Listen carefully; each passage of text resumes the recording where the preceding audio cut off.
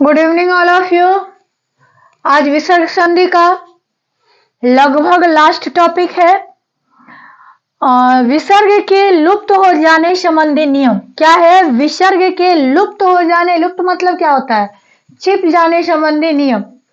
विसर्ग से पहले अ अथवा आ होने पर यदि विसर्ग के बाद कोई अन्य स्वर होता है तो विसर्ग लुप्त हो जाता है। फिर से ध्यान से सुनिएगा कि विसर्ग से पहले, जो विसर्ग है उससे पहले अ अथवा आ होने पर यदि विसर्ग के बाद कोई अन्य स्वर होता है तो विसर्ग लुप्त हो जाता है। क्या होता है? तो लुप्त हो जाता है। तो यहाँ पे आप देखिए कि विसर्ग से पहले क्या है? अ है या आ है, और उस विसर्ग के बाद भी क्या है? कोई स्वर ही है। तो अगर कोई स्वर ही होगा तो विसर्ग क्या होगा? वो छुप जाएगा, छिप जाएगा, यानी हट जाएगा, लुप्त हो जाएगा। तो शब्द है अतएव, ततेव, ततेव। तो यहाँ है अतएव। अतएव में क्या हुआ है? विसर्ग के बाद ए आ गया है, जो कि ए क्या है? स्वर है। वह क्या होता है? छुप जाता है। तो इसका हम पहले संधि विच्छेद करते हैं। अतः धन एव, अतः धन एव बराबर अतएव, अतः धन एव बराबर अतएव। तो यहाँ देखिए जो विसर्ग है वो क्या हुआ है? उसका कोई वर्ण नहीं बना है। नहीं बना है तो मतलब क्या? ये अत एव है ही, अतएव है ही। ये विसर्ग क्या हो गया? वो लुप्त हो गया। तो क्या हो गया? अतएव हो गया। अतः धन एव बराबर अतएव। अब है ततेव, तो क्या हो जाएगा? ततः, ततः धन एव, ततः धन एव, ततेव। तो यहाँ पे भी ये विसर्ग से कोई चीज तो नहीं बना है, जैसे कि स्व बना था, च बना था। यहाँ पे तो कोई कुछ भी नहीं बना है। क्या बना है? तत है ही और एव है ही। ये विसर्ग क्या हुआ? लुप्त हो गया। समझ में आ गया? प्राय जगह ये पूछ लिया जाता है। उसके बाद है विसर्ग को विसर्ग रहने संबंधी नियम। जो विसर्ग है वो विसर्ग हटेगा नहीं, वह क्या होगा? वह मौजूद रहेगा। यदि विसर्ग से पहले अ हो तथा विसर्ग का मेल क, ख, प या फ से होता है तो विसर्ग में परिवर्तन नहीं होता है। ध्यान से सुनिए कि विसर्ग का मेल किससे होता है? तो विसर्ग का, यदि विसर्ग से पहले क्या होगा? अ होगा हो तथा विसर्ग का मेल किससे होगा? क, ख, प, फ, क, ख और प, फ से होगा तो विसर्ग क्या होगा? विसर्ग ही रहेगा, उसमें कोई भी परिवर्तन नहीं होगा। जैसे यहाँ पे क्या है? प्रातः काल, यह विसर्ग है ही, तो इसका जो संधि विच्छेद होगा वह भी क्या होगा? बस इसमें धन का साइन देना पड़ेगा, चिन्ह देना पड़ेगा। प्रातः धन काल, क्या होगा? प्रातः धन काल। जो ये विसर्ग है वो विसर्ग है ही। क्यों है? क्योंकि विसर्ग का मेल किससे हुआ है? क से, जैसा कि नियम में है क, ख, प, फ। तो यहाँ पे विसर्ग का मेल क से हुआ है, जिस कारण विसर्ग क्या है ही, मौजूद है, उसमें कोई परिवर्तन नहीं आया है। पयः पान किससे मेल हुआ है? प से, तो प है तो इसीलिए विसर्ग क्या है ही। तो पयः पान का क्या हो जाएगा? पयः धन पान, पयः धन पान। अंतःकरण, इसमें भी क से मेल हुआ है विसर्ग का, तो क्या रहेगा? होगा ही अंतः धन करण, अंतः धन करण। अब देख लिए कि अगर क, ख, प, फ रहेगा, अ के बाद विसर्ग हो तो अ ढूंढिएगा कहाँ? तो हर व्यंजन वर्ण में क्या है? जब वो पूरा है तो उसमें स्वर वर्ण जो है वो है ही, यानी अ है ही। तो प्रातः धन काल, प्रातः काल, पयः धन पान, पयः पान, अंतः धन करण, अंतःकरण। अधः पतन, अधः धन पतन, अधः, अधः धन पतन, अधः पतन। रजः कन, रजः धन कन,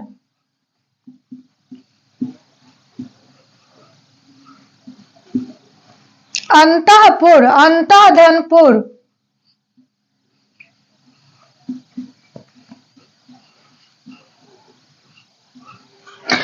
ध्यान से देखिएगा कि नियम क्या है। विसर्ग को विसर्ग रहने संबंधी नियम।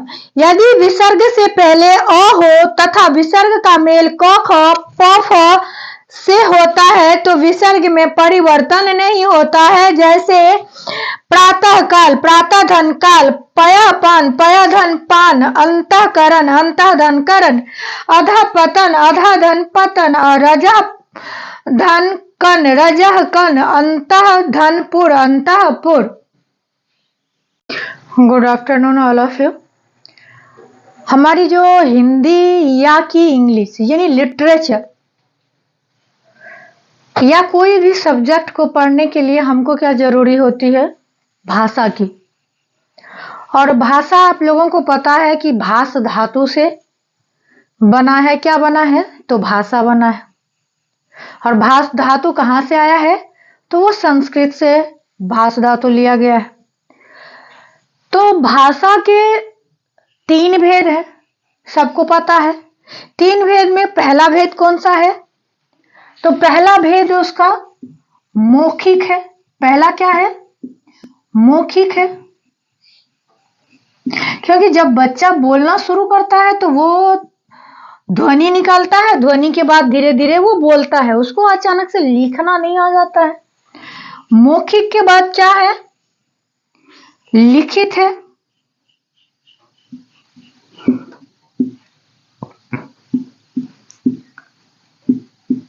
उसके बाद क्या है? सांकेतिक है।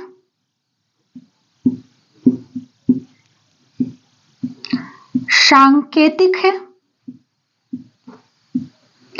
लेकिन किसी किसी किताब में आपको मिलेगा कि सबसे पहले सांकेतिक है, फिर मौखिक है, फिर लिखित है। यानी पहला स्थान इसका दे दिया गया है और दूसरा स्थान इसका दिया है और तीसरा स्थान इसका दिया है। तो सांकेतिक इसलिए दिया है क्योंकि जब बच्चा जन्म लेता है तो वो रोता है तो वो संकेत करता है। लेकिन जब हम संकेत को समझते हैं उसके बाद करते हैं तो उसके अनुसार क्या होगा? तो सबसे पहले मौखिक होगा, फिर लिखित होगा, उसके बाद सांकेतिक होगा। तो ये तीनों क्या है? भेद है। किसके हैं?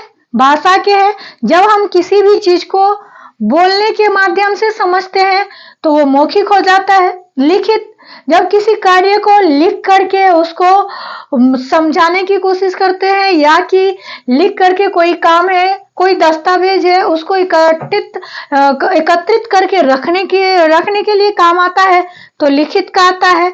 सांकेतिक है तो जैसे कि आप लोगों को पता ही है कि ट्रैफिक है या कि स्कॉटिंग है, बहुत सारे ऐसे जगह है जहाँ पे संकेतों का काम होता है। तो ये चीज तो आप लोग पहले से ही जानते हैं, इसमें तो कोई बात नहीं है। क्लास 7, क्लास 8, क्लास 5 से ही स्टार्ट है। उसके बाद आता क्या है? भाषा के कौशल। कौशल अर्थात स्किल। भाषा का कौशल अर्थात स्किल कि जो भाषा है वह क्या हमारा सही है, क्या मैं उसका सही ढंग से मैं बोल पाती हूँ या मैं सुन पाता हूँ या सुन पाती हूँ, क्या मैं सही ढंग से पढ़ पाता हूँ या क्या है। तो भाषा के 4 कौशल होते हैं। भाषा के कितने कौशल होते हैं?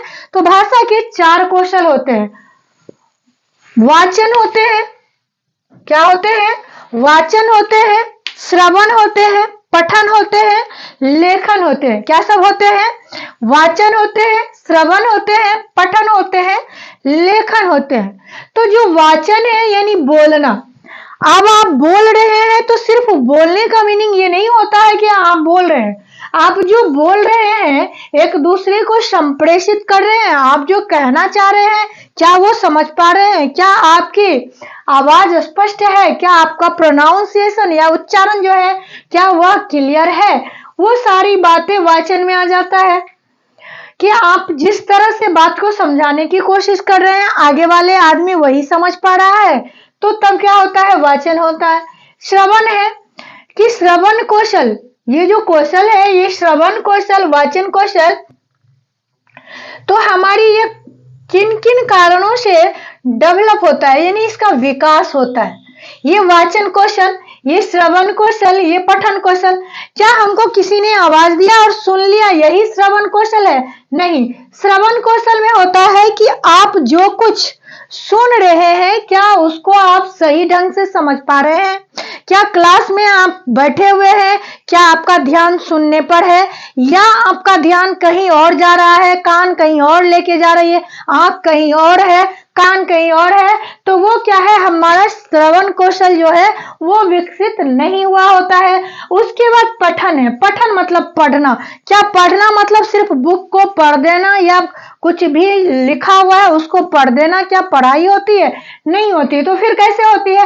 तो पढ़ने का मतलब है हम जिसको पढ़ते हैं उसको उसके माध्यम में से जो समझाने की कोशिश की गई है उसको समझना, यानी समझ करके पढ़ना ही पठन कहलाता है। लेखन, लेखन क्या है कि जो मैं अपनी बातों को बताने की कोशिश कर रही हूँ क्या वह मैं बता पा रही हूँ लिखने के माध्यम से या नहीं बता पा रही हूँ। अगर मैं इसको स्पष्ट रूप से लिख करके जो मुझे बताना है, जो सूचना देना है, जो कुछ भी हमको बताना है वो सारी बातें क्या मैं लिख करके समझा पा रही हूँ। अगर ये कौशल हम में है तो ये क्या होता है, लेखन कौशल कहलाता है।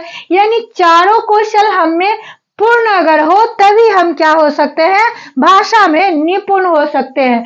ये क्लास आज छोटी सी आप लोगों के लिए मैं रखी थी कि डेमो के रूप में, और ऐसे ही क्लास में आप लोगों को अगर पढ़ते रहना है अच्छा से एक्सप्लेन करके ये चारों क्वेश्चन अलग अलग करके समझाया जाएगा कि इनको किस तरह से डेवलप किया जाता है, किस तरह से बताया जाता है। तो आप लोगों की क्लास कब से स्टार्ट होने वाली है? 1 अप्रैल से। आप लोग ज्यादा से ज्यादा संख्या में मेरी क्लास यूट्यूब चैनल को सब्सक्राइब कीजिए, वो मेरे लिए सपोर्ट होगा। और ज्यादा से ज्यादा आप लोग देखिए, आपके लिए आसान होगा। हिंदी हमारी भाषा ही नहीं, हमारी राष्ट्रभाषा है, हमारी देश की गौरव है, इसको बचा के रखना जरूरी है। आज तक ये राजभाषा के रूप में ही है क्योंकि हम में एकता नहीं है, हम एकजुट नहीं है। तो जब तक हम में राष्ट्रीयता नहीं आएगी तब तक क्या नहीं हो पाएगी, हमारी भाषा राष्ट्रभाषा नहीं बन पाएगी। Thank you.